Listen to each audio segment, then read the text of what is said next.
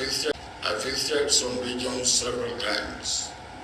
While I visited Tigray region 8 times. Only last month, and for the purpose of the exercise that has brought us here, the chairperson of the AU Commission appointed my brother, President Uhuru Kenyatta, and my sister, the Deputy President or the former Deputy President of South Africa, Kunsele Mambo Ngunga, to join me in moving the process forward. Today is the beginning of a new dawn for Ethiopia, for the Horn of Africa, and indeed for Africa as a whole. Let me hasten to thank God for this new dawn. We have seen in practice and actualization what we have tried to achieve for ourselves over the years, and that is African solution for African problems. We also see in today's peace agreement signing exercise the implementation of Agenda 2063, which embodies silencing the gun in Africa. The two parties in the Ethiopian conflict have formally agreed to the cessation of hostilities, as well as to systematic, orderly, smooth, and coordinated disarmament, restoration of law and order, restoration of services, unhindered access to humanitarian supplies, protection of civilians, especially women, children, and other vulnerable groups, among other areas of agreement. The agreement also takes care of assurance of security for all concerned within and outside Ethiopia, monitoring, supervising, verification of implementation will be carried out by the AU high-level panel. For what you have achieved, delegates from both sides, working together among yourselves, we salute you, we commend you, and we congratulate you. Let me say for those facilitators, this moment is not the end of peace process, but the beginning of it. Implementation of the peace agreements, signed today is critical to the success of the process.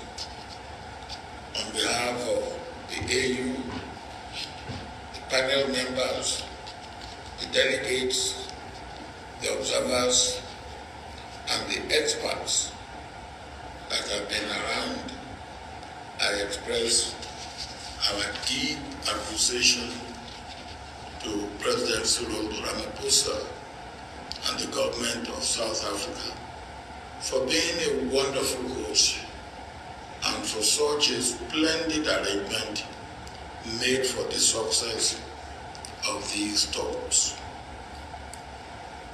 The three observers here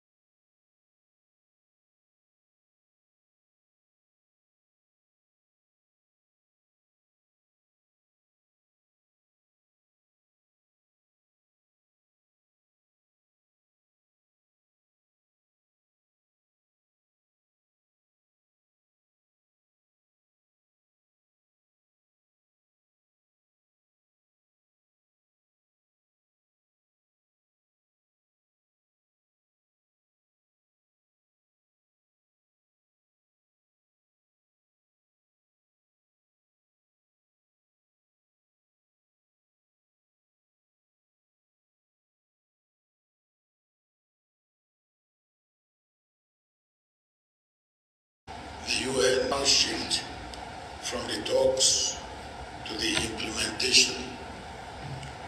The leaders of both sides have supported the delegates to achieve what has been achieved.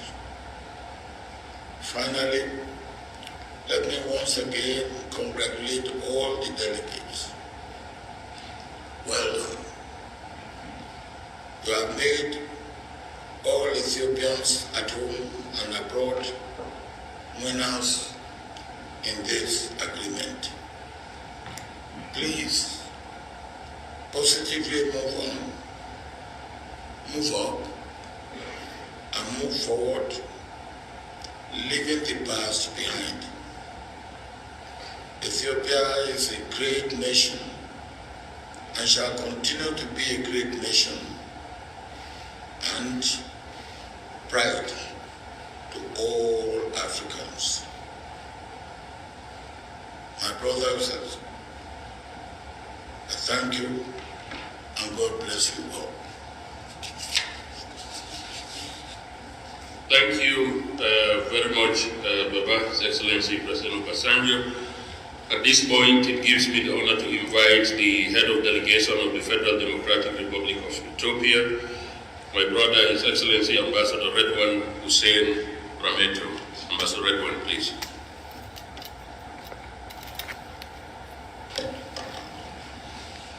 Thank you very much. Excellencies, dear friends, on behalf of the participants from the Ethiopian government in these peace talks, I would like to express our heartfelt gratitude to the African high-level panel led by His Excellency former President Olusegun Obasanjo, the AU High Representative for the Horn of Africa, His Excellency former President of Kenya, President Uhuru Kenyatta, and Her Excellency former Deputy President of South Africa, Dr. Funzile, President of South Africa and AU member panel of the WISE. We've benefited from your immense leadership, experience and wisdom over the course of these talks and in helping us get to South Africa. In these talks, you offered your guidance and support to the two sides. We are proud that you've shown the world the reservoir of wisdom in our continent and our capacity to resolve our problems. We are pleased that you accepted to support the implementation of the agreement we've signed today. Your work started with the initiative of the chairperson of the African Union Commission, His Excellency Mr. Musa Faki Mohamed. We applaud his vision and leadership. Commissioner Bankole, Adoe, Dr. Alhaj Sajoba, and their colleagues deserve our appreciation for their tireless work.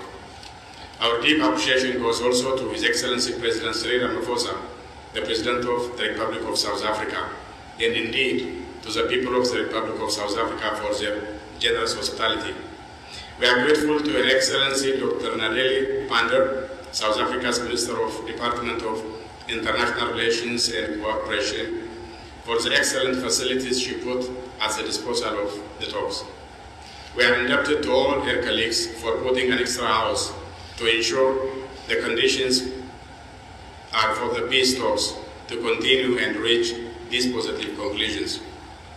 We thank the observers, Dr. Wekina Gebeyo, the Secretary General of IGAD, Sana Tete, the Special Envoy for the Secretary General of the United Nations for the Horn of Africa, and Ambassador Mike Hammer, the U.S. Special Envoy for the Horn of Africa, for accompanying and supporting these peace talks. We shall count on their continued support to Ethiopia to quickly move towards rebuilding communities affected by this conflict. The level of destruction is immense, and thus that needs are massive. We thank our brothers from the other side also for their constructive engagement to allow the country to put this tragic period of conflict behind us. It is now for all of us to honor this agreement. We must be true to the letter and the spirit of this agreement. The people of Ethiopia expected more than the text of this agreement. They demand peace and harmony. They desire development. They have charted a promising and bright future. The government of this part the government on its part will take various proactive measures to nurture democracy and inclusive development in the country. Our democratic institutions have started delivering tangible progress. We will continue the institutional strengthening process. We have charted an inclusive national dialogue process to put Ethiopia on an even stronger foundation. In the course of this conflict, we've also witnessed a complicated picture of the relations with various foreign actors. Our sisters and brothers from Africa remain true to their principled stance that Ethiopians must own and resolve their differences. They advised and encouraged us to reach this day. We hope others will learn that such a generous and firm direction is the one to take in dealing with such delicate situations. Friends of Ethiopia deserve also our special thanks. It is now time to revitalize our relations with our partners and put them on a solid footing based on principles of international law governing international relations. We look forward to exploring ways of reinvigorating our ties with all our partners. We thank you all for your patience and support of Ethiopia, and I invite you to visit us and admire the wonders of our country while we keep on joining hands for our future betterment and enjoy also our hospitality of our people. I thank you very much. Thank you very much, my brother Ambassador Redwan. At this point is an opportunity to also call on my other brother, the head of delegation for the Tigray People's Liberation Front, Mr. Getachew Reda. Getachew. Thank you, Excellency,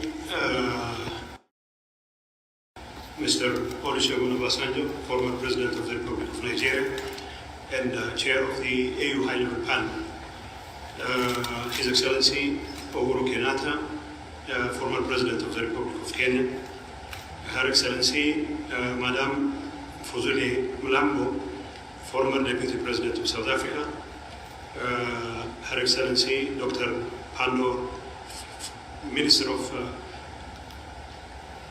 International Cooperation and Foreign Affairs of South Africa.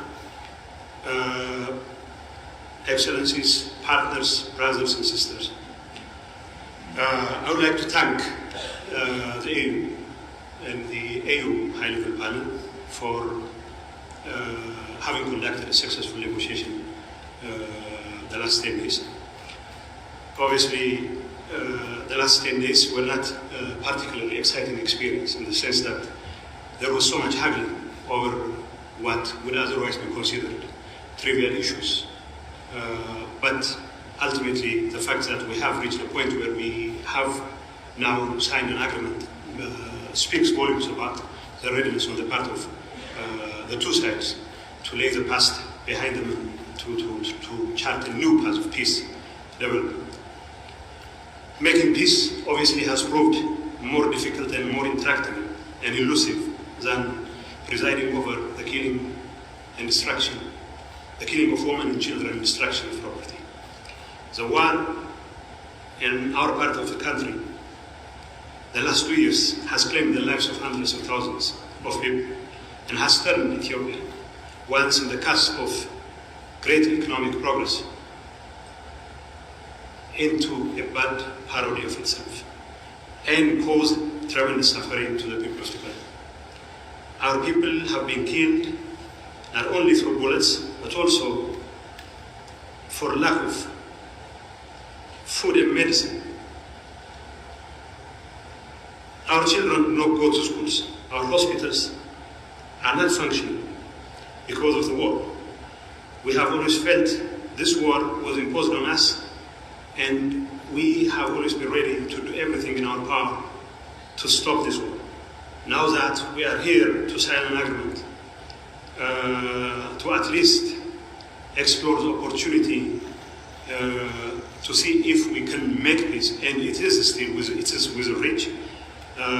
It will come as a relief not only to the people of Tigray, but also to the entire Ethiopian population. And I hope, it's my hope and expectation that the two parties will continue to honor their commitment and redouble their efforts to make sure that the agreement they have signed is implemented and in a manner that satisfies the interest of our people. As you know, the humanitarian crisis has been particularly dire, and the fighting in the last 70 days has claimed for more lives. As we speak, as we are here ready to sign an agreement, thousands of combatants from both sides, as well as civilians, are losing their lives. So it is incumbent upon us not only to sign this agreement, but also to make sure that it's immediately implemented, and the follow-up activities that are required to make sure such an agreement is implemented to the fullest extent possible are carried through in earnest. And on our part, we are ready to do everything in our capacity to expedite the implementation of this agreement, and it's our hope and expectation that our brothers from Addis Ababa will do the same. Obviously, like I said, we cannot solve our problems when there is too much testosterone in the room. Obviously, some of you have been complaining that the delegates from both sides have little in the way of feminine presence, and people advise us that probably the presence of women would have made a difference as far as making peace is concerned. So when there is too much testosterone, and when there is too much willingness on the part of the two sides to fight till the hell freezes over, it is the children and the women who find themselves at the receiving end of the suffering. And unfortunately, it's unfortunate for myself and my comrades here who have once served in the same government. It took traveling all the way to South Africa. I'm not complaining that I traveled to South Africa. I have always loved being in South Africa, but it is quite tragic. It took a haggling of several months for us to come together and explore an opportunity for peace. Now that Chief Obasanjo, President Kenyatta,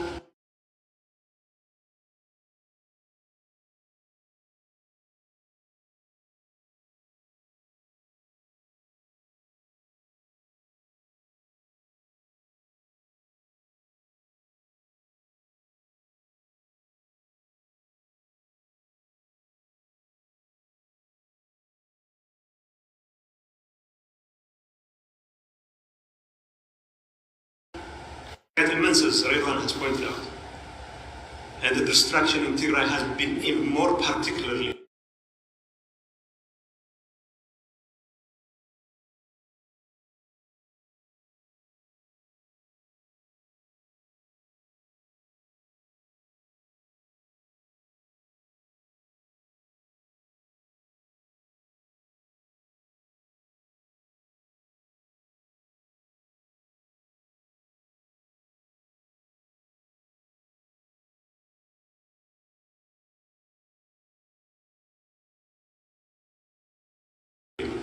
painful concessions, because addressing the pains of our people is far more important than the kinds of concessions we have made.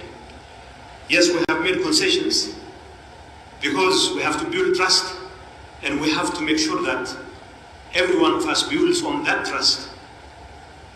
But like President Obasanjo clearly pointed out, to sign an agreement is one thing, but to implement it is entirely different. And our focus should be on implementing it, not because we are wary of fighting, but rather because our people deserve every ounce of it. It's our hope and expectation that both sides will remain faithful to the commitments they have entered. And it's also our hope and expectation that the verification and monitoring mechanism we are going to put in place will be an ironclad one, and the international community needs to throw its weight behind such a process so that we can avoid a relapse into the kind of traditional proclivity to resolve differences by shooting at each other. So I hope our efforts to silence the guns will be followed through in earnest, and our people deserve all the peace in the world. It's a bloody war that has continued for the last 2 years and still continues.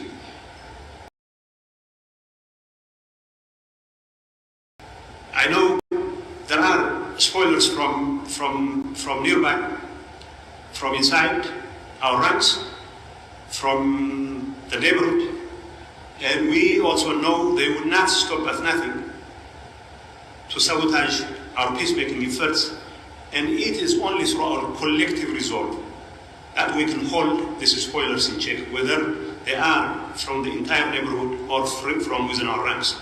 We have to tell them that there is no substitute for peace, that our people deserve all the peace in the world. All our mothers and sisters and our children deserve all the peace in the world. And for us, we are ready to do everything to make sure that no effort on the part of spoilers would set us back on our commitment for peace. Our decision to silence the guns should also serve as a basis for a continued political engagement that will help us resolve overarching political problems that have bedeviled the nation. And I know as long as we have this pause, as long as we continue to renew our commitments for peace, we still can find it within our hearts to mend fence and to resolve political differences. And ultimately, it is only through political dialogue that problems of political nature can be resolved, and that commitment should always be there.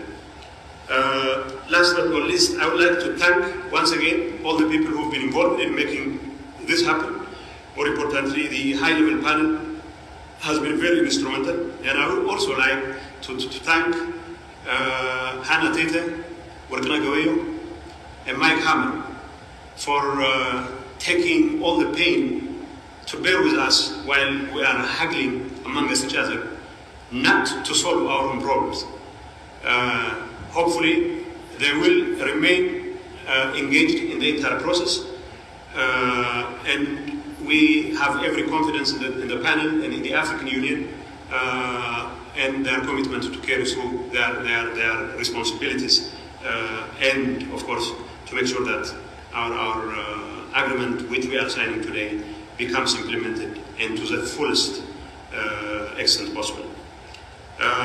Let's take this opportunity to once again rededicate ourselves to rebuilding our communities and to seek political and peaceful solutions to the problems that our communities face. Thank you. Thank you very much, Getachew. At this point, I would like to call on the representative of the observers, my sister, Excellency, the UN Special Envoy for the Horn of Africa, Madame Hannah Tete. Madame Hannah, please.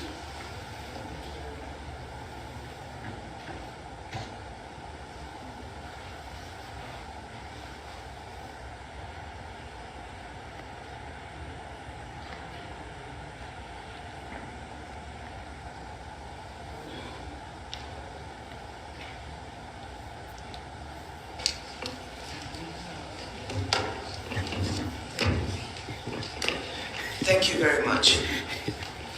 Your Excellency, the Chair of the AU High-Level Mediation Panel, the former President of the Federal Republic of Nigeria, Chief Olusegun Obasanjo, Your Excellency, President Uhuru Kenyatta, the former President of the Republic of Kenya, Your Excellency, Madam Phumzile Mlambo Nguka, the former Deputy President of the Republic of South Africa, Your Excellency, Dr. Naledi Pandor, the Minister of I'm sorry, I've got to make sure that I check my notes.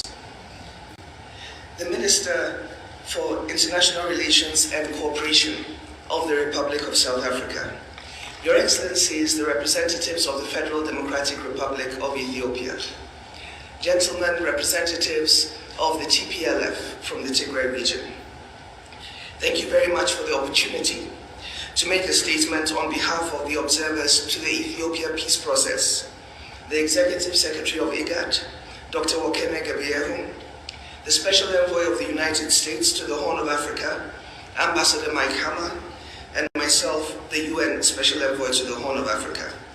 And perhaps, Your Excellencies, on a lighter note, I can bring down the testosterone. The last few days have been quite intense. And clearly, the path to arriving at this agreement has not been an easy one to tread. We wish to congratulate both delegations for their willingness to listen to each other and make the necessary important decisions to address each other's key concerns for the benefit of all of Ethiopia. This, however, is just the beginning of this journey, and implementation will require greater collaboration and actions to build confidence to return your beautiful and great country to peace. We are ready to continue to work with you in support of this effort. We want to express our sincere appreciation to His Excellency President Olusegun Obasanjo and members of the AU High-Level Mediation Panel, President Uhuru Kenyatta and Deputy President Phumzile Mlambo Nguka, for deploying your wisdom, your experience, and your patience in facilitating this process to assist the two delegations to arrive at this outcome. We also wish to thank the chairperson of the African Union Commission, Musa Faki Mohammed, for his leadership of the African Union Commission in support of this process. We must also express our great appreciation to His Excellency President Cyril Ramaphosa, President of the Republic of South Africa, Her Excellency the Honorable Minister of International Relations and Cooperation, and the Department of International Relations and Cooperation for their facilitation of this meeting and for their generous support to this process. This is an opportunity to chart a new course. The young men and women who have been mobilized to fight will now have the chance to return to their homes and their families. They will not have to live with the fear that this day could be their last. And their families will bless you for creating the conditions for them to be with their children. Not because they are not patriotic or ready to support their cause, but because life is a gift to be cherished, and children are a gift to be cherished. We as observers commit to support the implementation of this agreement, the humanitarian response in the first instance, and we are also ready to accompany this process of providing support and assistance in all three regions of northern Ethiopia, Afar, Amhara, and Tigray, that have been affected by the conflict, to help people rebuild their lives. It is time for the schools to reopen and hospitals to be supplied to provide medical treatment and relief, and also prepare to have commercial activity resume in earnest to strengthen and grow the economy. This is the time for the international community to come together and support Ethiopia in its efforts to repair and replace damaged infrastructure and rebuild and restore what has been lost. And we should be ready to make our contributions to this process. And finally, we would wish to thank the two delegations for the willingness to come to this agreement, and we commit to support the federal government and the regions affected as best as we can. Thank you very much for the opportunity. Thank you very much. At this point, I have the singular honor to invite Her Excellency Dr. Naledi Pandor, Minister of International Relations and Cooperation of the Republic of South Africa. Dr. Pandor.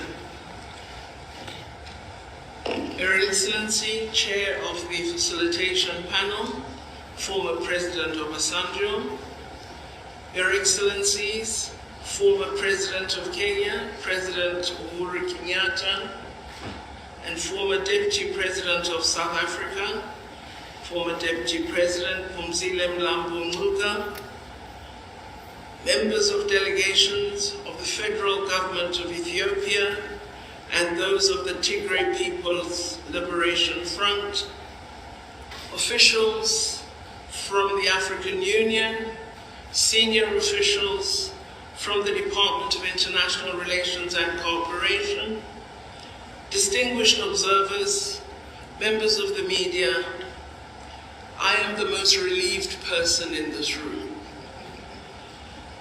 When the African Union approached our office on the possibility of South Africa serving as host to a round of peace talks, I must admit, I was initially extremely reluctant. And my response to the African Union was, I have to think about it. And after I've thought about it, I have to approach President Ramaphosa. When I spoke to President Ramaphosa, he said, of course, Minister, we cannot decline. It is a duty that South Africa must assume and undertake, right up to the logical conclusion of peace.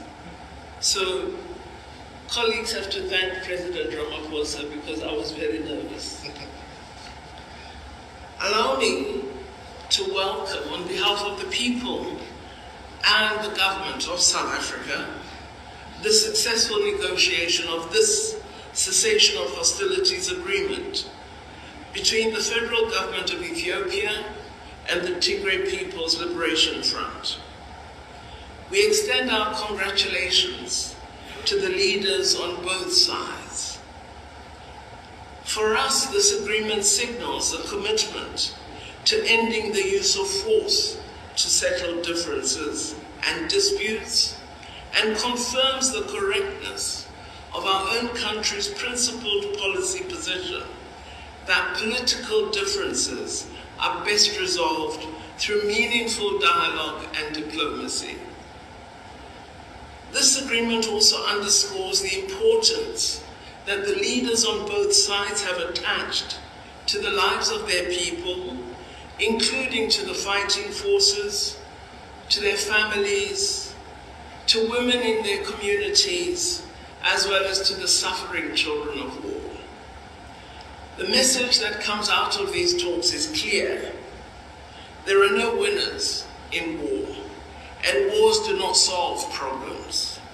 Invariably, the underlying reasons for conflict will persist unless they are resolved through dialogue. The use of force serves to destroy lives, livelihoods, infrastructure, and to merely prolong human suffering. This is why, as South Africa, we've always urged the African Union that as a continent, we must give much more focused attention to preventative interventions, structures, and mechanisms. Peace building is much more difficult than waging a war.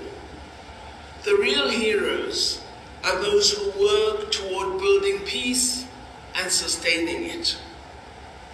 We therefore humbly call on the leaders of both sides to continue to work toward maintaining this peace through implementing the agreement in full, as they have committed to do in front of us. The engagement to build stability, to sustain peace, must continue in Ethiopia and lead to the securing of an enduring peace.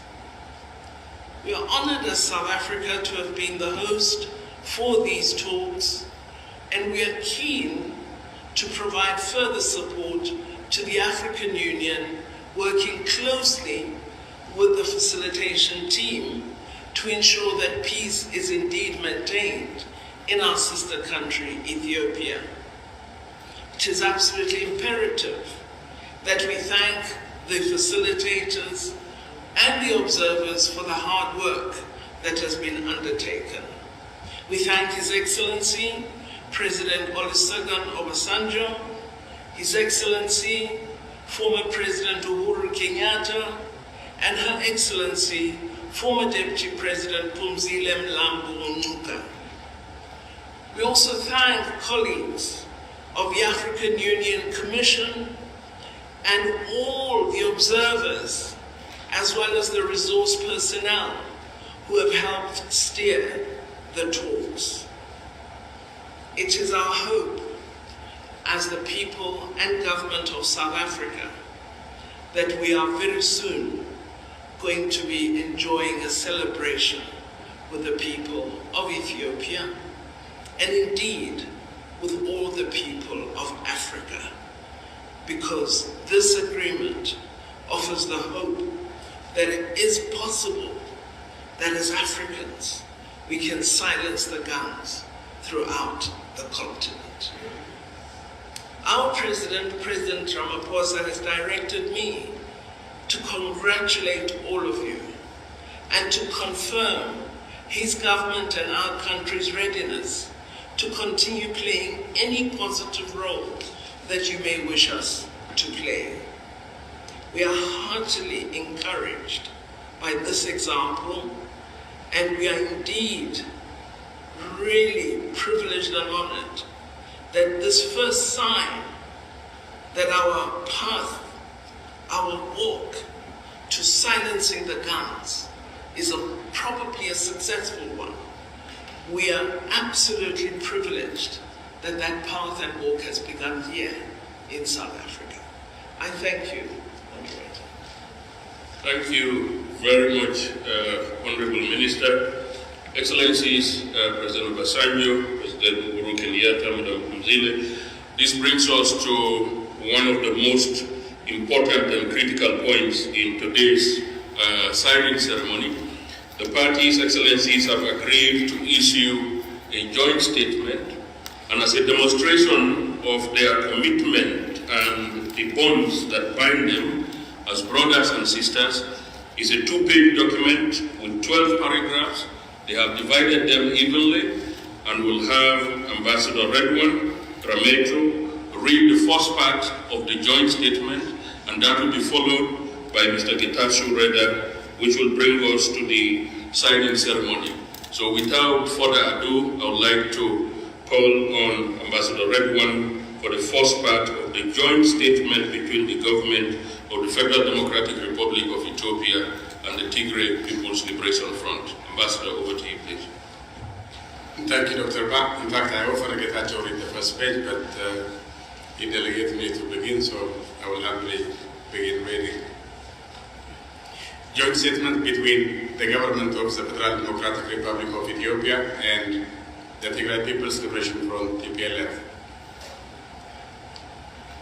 As per Article 3 of the Agreement for Lasting Peace and Permanent Cessation of Hostilities, the representatives of the government of the Federal Democratic Republic of Ethiopia and the TPLF have agreed to announce to the people of Ethiopia and the rest of the world that after 10 days of intensive negotiations have concluded a peace agreement. Second, we've agreed to permanently silence the guns and end the 2 years of conflict in northern Ethiopia. 3, the conflict has brought a tragic degree of loss of lives and livelihoods, and it is in the interest of the entire people of Ethiopia to leave the chapter of conflict behind and live in peace and harmony. Fourth, it is fundamental that we reaffirmed our commitment to safeguarding the sovereignty and territorial integrity of Ethiopia and to upholding the Constitution of the Federal Democratic Republic of Ethiopia. Thus, Ethiopia has only one national defense force. We've also agreed on the detailed program of disarmament, demobilization, and reintegration for the TPLF combatants, taking into account the security situation on the ground. Fifth, we've agreed that the government of Ethiopia will further enhance its collaboration with humanitarian agencies to continue expediting aid to all those in need of assistance. Sixth, we've agreed to implement transitional measures that include the restoration of constitutional order in Tigray region, a framework for the settlement of political difference, and a transitional justice policy framework to ensure accountability, truth, reconciliation, and healing. Thank you very much, Ambassador Redwan. Mr. Getachew. So, to start implementing these undertakings without delay, we have agreed to stop all forms of conflicts and hostile propaganda. We'll only make statements to support the expeditious implementation of the agreement. We urge Ethiopians in the country and abroad to support this agreement, stop voices of division and hate, and mobilize their resources for economic recovery and rehabilitation of social bonds. 8, the government of Ethiopia will continue the efforts to restore public services and rebuild the infrastructures of communities affected by the conflict. Students must go to school, farmers and pastoralists to their fields, and public servants to their offices. The agreement requires the support of the public for its smooth implementation. This is a new and hopeful chapter in the history of the country.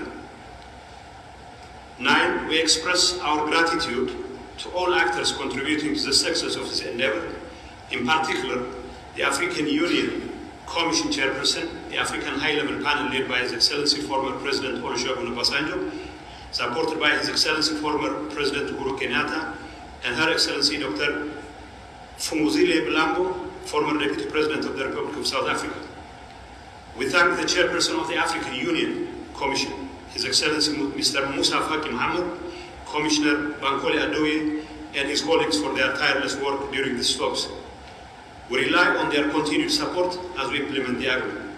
10, we thank His Excellency President Cyril Ramaphosa, the President of the Republic of South Africa, and Her Excellency Dr. Naledi Pandor, the Minister for the Department of International Relations and Cooperation of South Africa, for the excellent facilities they put at the disposal of these talks and their words of encouragement to the parties toward the successful results. We are indebted for the hospitality accorded to us by the people and government of the Republic of South Africa. 11, we are grateful to the people of Ethiopia for encouraging these talks and patiently waiting for the outcome.